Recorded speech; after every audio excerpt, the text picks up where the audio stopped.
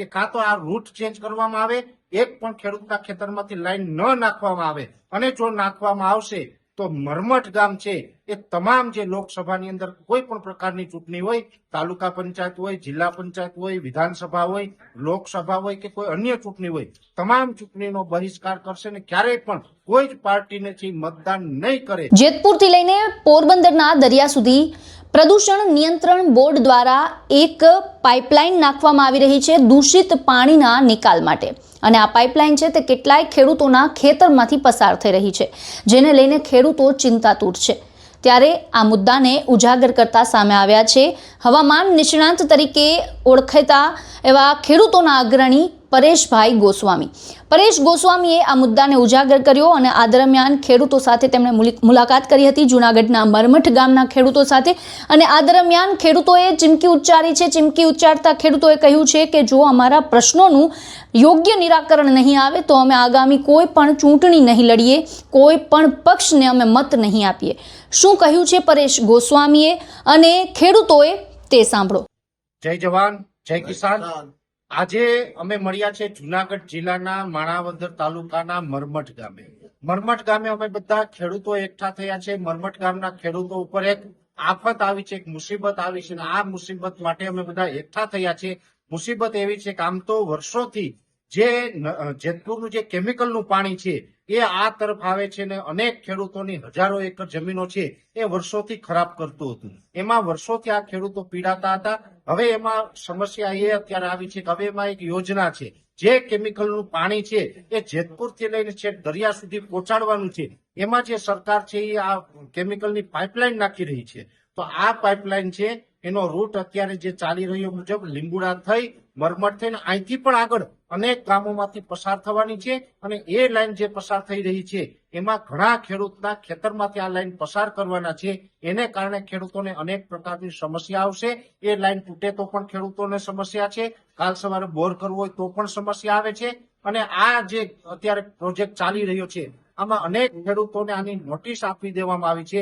કાગળ ઉપર સર્વે થઈ ગયું છે પણ ખેડૂતોની સહમતિ લેવામાં આવી નથી। જ્યારે આજે મેં પણ મરમઠ ગામની મુલાકાત લીધી ત્યારે ખબર પડી કે સર્વેની વાત કરે છે પણ વાસ્તવમાં ખેડૂતો છે આ સર્વેમાં સહમત નથી। ખેડૂતોની ઈચ્છા એવી છે કે અમારા ખેતરમાંથી આ લાઈન ન નીકળવી જોઈએ। જ્યારે આ ગામ હોય કે અન્ય ગામ હોય અનેક જગ્યાએ નદી તળની જમીનો એમને ખરાબાની પડી છે, ગૌચરની જમીનો ખરાબાની પડી છે। એટલે જો સરકાર ધારે તો ખરાબાની જમીનમાંથી લાઈન કાઢી અને ખેડૂતોની 1 ઇંચ જમીન છે એ પણ આમાં સંપાદન ન કરવી પડે ને ખેડૂતોને હેરાનગતિ ન થાય, આવું આયોજન થઈ શકે એમ છે। છતાં પણ સરકારે આ નથી કર્યું, અને જો ખેડૂતોના ખેતરમાંથી કાઢી રહી છે લાઈન તો આ ખેડૂતોનો અત્યારે રોષ છે કે અમે આ ક્યારેય પણ સહન કરવાના નથી। આ લાઈન નાખવા બાબતે ખેડૂતોની ખેતરમાં લાઈન આવે એ બાબતે દરેક ખેડૂતનો વિરોધ છે। એટલે આજે મરમઠ અને આસપાસના ગામના જે ખેડૂત ભાઈઓ બધા મળ્યા છે એની અંદર બધાએ સર્વાનુમતે એક અવાજે કીધું છે કે કાં તો આ રૂટ ચેન્જ કરવામાં આવે, એક પણ ખેડૂતના ખેતરમાંથી લાઈન ન નાખવામાં આવે, અને જો નાખવામાં આવશે તો મરમઠ ગામ છે એ તમામ જે લોકસભાની અંદર કોઈ પણ પ્રકારની ચૂંટણી હોય, તાલુકા પંચાયત હોય, જિલ્લા પંચાયત હોય, વિધાનસભા હોય, લોકસભા હોય કે કોઈ અન્ય ચૂંટણી હોય, તમામ ચૂંટણીનો બહિષ્કાર કરશે ને ક્યારેય પણ કોઈ જ પાર્ટીને મતદાન નહીં કરે। જ્યાં સુધી આ પ્રશ્ન સોલ્વ ન થાય ત્યાં સુધી આ મરમઠ ગામના ખેડૂત છે એ પોતાએ મક્કમ મન બનાવી લીધું છે। અને આજે મરમઠ ગામની અંદર ગામના જે પ્રથમ નાગરિક કહેવાય એવા સરપંચ પરબતભાઈ પણ હાજર છે, અને પરબતભાઈ પણ ગામ વતી 2 શબ્દ કહેવા માંગે છે। મારું ગામ મરમઠ સરપંચ વરુ પરબતભાઈ મસલીભાઈ। જેમ પરેશભાઈ આગળ વાત કરી છે અમે ગામે નિર્ણય કર્યો છે, અમારા ગામની સાથે 10 ગામ જોડાયેલા છે કે આગામી કોઈ પણ ચૂંટણીમાં અમે મતદાન નહીં કરીએ। આ અમારો ફાઇનલ નિર્ણય છે। જો આનો કઈ રૂટ ચેન્જ નહીં કરવામાં આવે અને કાંઈ પણ ફેરફાર નહીં થાય તો આ અમે ગામ લોકોએ નક્કી કરેલું છે।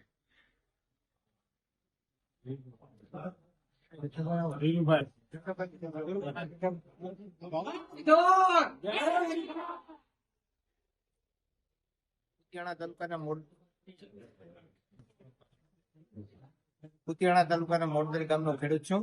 અમે મરમઠ સાથે મીટિંગમાં બધા જોડાણા છે, અને જે કેમિકલ વાળી લાઈન જમીનમાંથી બહાર નીકળે છે એ જમીનમાં જે નીકળે છે ત્યાં એક તો 12 મીટર લાંબી પોળી લાઈન નાખવાનું નક્કી કરે છે। એના કારણે દરેક ખેતરોમાંથી ત્યાંથી લાઈન નીકળશે ત્યાં નદી જ બની જવાની છે, કારણ કે વરસાદી ચોમાસામાં પાણી એટલું બધું આવે છે કે ઘેર ચોમાસાની મોસમ ન લઈ શકતો અને નાનો એવો એક ખાડો ગાળેલો હોય તો પણ ત્યાં નદી બની જાય છે. તો આ તો 12 મીટર થોડી છે એટલે અમારા ખેતરોમાં કોઈ હિસાબે અમે લાઈન કાઢવા દેવાના નથી એ નક્કી કર્યું છે અને જ્યાં સુધી આનો નિર્ણય નહીં આવે ત્યાં સુધી બધા ગામ મતદાનનો બહિષ્કાર કરશું.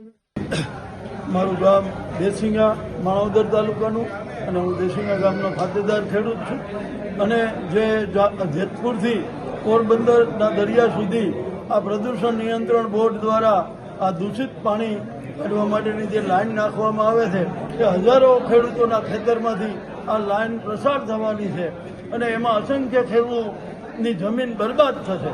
પછી જે ફળદ્રુપ જમીન છે તેમાંથી આ લાઈન જાય છે. અમારી માંગણી એવી છે કે ખરાબાની જમીનમાં અગર તો ભાદર નદીના પટમાંથી નીચે જો આ પાઇપલાઇન કાઢવામાં આવે તો એક પણ ખેડૂતને ક્યાંય કોઈ વાંધો હરકત નથી, પણ અમારા માલિકીના ખેતરમાંથી જો લાઈન જાય તો અમારી આ બાપ દાદાની જમીનો ખેડીને જે અમે અમારું ભરણ પોષણ કરીએ છીએ એમાં પણ અમને તકલીફ થશે અને અમારા પૂર્વજોને પણ આ પાઇપલાઇન નડવાની છે. માટે આ પાઇપલાઇન અમે કોઈ પણ ભોગે આ અમારી જમીનમાંથી કાઢવા દેવા માંગતા નથી એવી અમે સરકારને વિનંતી કરીએ છીએ. અને જો આ વિનંતીનો સ્વીકાર નહીં કરે તો અમે દર પંચાયતી રાજની ચૂંટણી હોય, વિધાનસભા હોય, લોકસભા હોય કે ગમે તે ચૂંટણી હોય એનો અમે આ ચૂંટણી વખતે ગામ લોકો અને આ હજારો ગામના ખેડૂતો એ ચૂંટણીનો બહિષ્કાર કરી અને સરકારશ્રીને અમારી આ રજૂઆત કરીએ છીએ.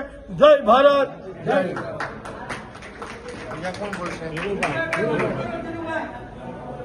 નમસ્કાર, જય હિન્દ, જય ભારત.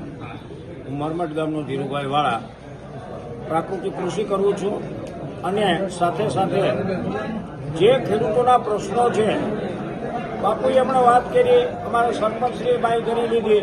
આ વિસ્તાર એવો છે કે આ વિસ્તાર તો ખરેખર માર ખાય છે, કાયમીના માટે માર ખાય છે. જ્યારે અતિવૃષ્ટિ હોય ત્યારે માર ખાય છે, દુષ્કાળ પડે છે ત્યારે પણ માર પડે છે.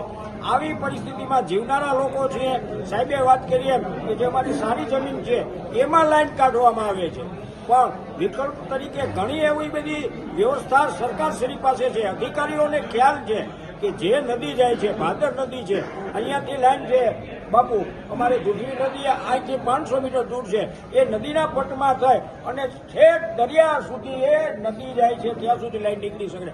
આવી વ્યવસ્થા છે, સરકારના લાખો રૂપિયા બચે છે. આવી વ્યવસ્થા હોવા છતાં અધિકારીઓ દ્વારા જે કંઈ અમુક ખોટા નિર્ણયો લીધા છે એ નિર્ણયો યોગ્ય કરે અને ખેડૂતોને ખરેખર હિતના લાભ થાય, હિતની વાત થાય ખેડૂતોની, એવી સરકારશ્રી પાસે અમારી નમ્ર પ્રાર્થના છે, નમ્ર અરજ છે. છતાં પણ ગાંધી ચિંતા રાહે આમાં કોઈ પણ પરિણામ નહીં આવે તો ગાંધી ચિંતા રાહે અમે આંદોલન કરીશું અને જેમ સરપંચશ્રીએ વાત કરી એમ અમે તમામ પંચાયતી રાજની ચૂંટણીનો મતનો બહિષ્કાર કરીશું. જય હિન્દ, જય ભારત, વંદે માતરમ. અને અમારે એક આ ઘેડનો પ્રશ્ન છે, પેલા જ વાત કરી હતી કે ધોરીઓ છે પાણીનો સુમાહે આવી જાય, એ તો આવી જાય છે, સુમાહાનો તો માર પડે છે.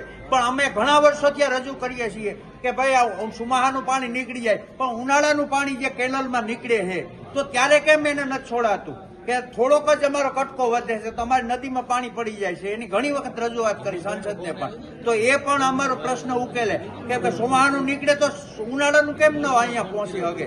અમારા જે આ તળાવમાં પહોંચે તો 5 ગામનો લાભ થઈ જાય ઉનાળાનો. તો એ પાણી પણ જો અમારી આ નદીમાં મેળવવામાં આવે તો સરકારનો પણ ખૂબ ખૂબ ધન્યવાદ.